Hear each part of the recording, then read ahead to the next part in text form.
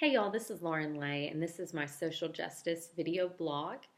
I came up with my own golden rule of counseling before doing the reading to see how it would align with what our authors, Creether and Winterrod, had to say about their golden rule for counseling. So, what I came up with was to serve others with your professional skills, knowledge, and resources as they would desire a professional to serve them and those they love, referring to the client. And so I was pleasantly surprised to find that our authors defined it as to do unto others as they would have the counselor do unto them. So I was excited to see that we both took the perspective of the client rather than just the assumptions of the counselor of what's best for the client. I love entering into the client's worldview and getting to know that as much as possible to help them in their process. And I really enjoyed this reading. It was very challenging for that. There are lots of great Bible verses and scriptures that I love that speak to social justice. One of the keys being love your neighbor as yourself. In Matthew 22:39, and then of course seek justice, love mercy, walk humbly with your God in Micah 6:8.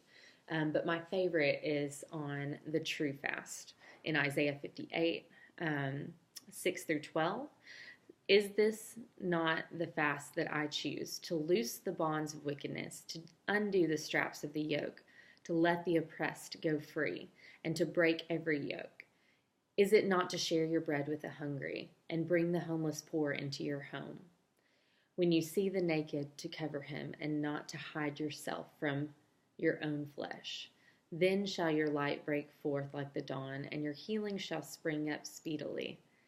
Your righteousness shall go before you, and the glory of the Lord shall be your rear guard. Then you shall cry, and the Lord will answer. You shall cry, and he will say, Here I am.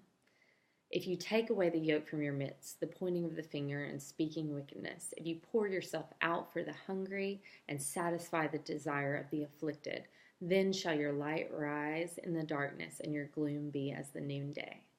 And that just speaks a lot to, I think, the work that counseling is doing today and the needs that counseling is really stepping into. It's pushed me in the work that I've done, from serving in Uganda for 5 months with widows and orphans and securing stable food sources for them, doing an agriculture school for 5 months, to work at home, serving with a refugee ministry and doing children's ministry there.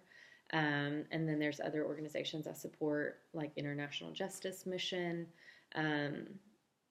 Invisible Children, Young Life, and then also I just love to be an advocate for children because they're the voiceless. So I think a lot of our parenting practices that are the norm are not in the best interest of the child or the child's development, or not biblically sound.